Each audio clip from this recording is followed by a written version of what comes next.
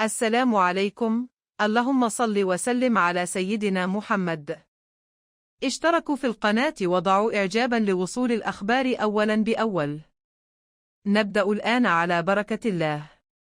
أصدرت السلطات المغربية قراراً أمنياً وقضائياً صارماً بعد الأحداث التي رافقت نهاية نهائي كأس إفريقيا 2025 بين المغرب والسنغال في ملعب الأمير مولاي عبد الله في الرباط، وذلك بعد تصاعد أعمال شغب وعنف من قبل بعض الجماهير داخل الملعب عقب احتجاجات على ركلة جزاء مثيرة للجدل، حيث حاولت مجموعة من المشجعين اقتحام أرضية اللعب ورشق الحجارة والأشياء، مما تسبب في توتر كبير بين الجماهير وعناصر الأمن. السلطات الأمنية المغربية اعتقلت 17 مشجعاً سنغالياً بالإضافة إلى مشجع جزائري واحد، وذلك بناءً على تعليمات النيابة العامة في الرباط للتحقيق معهم بشأن السلوك الشغبوسي وإثارة الاضطرابات داخل الاستاد أثناء المباراة.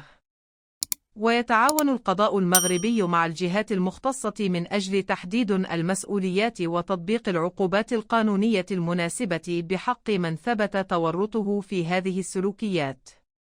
وبعد التحقيقات الأولية، قررت النيابة العامة تمديد الحراسة النظرية لعدد من الموقوفين، بما في ذلك المشجع الجزائري المعتقل، وذلك لمراجعة الشهادات الطبية للمعتدى عليهم وتقييم الأضرار المادية التي حدثت داخل الملعب في تلك الأحداث.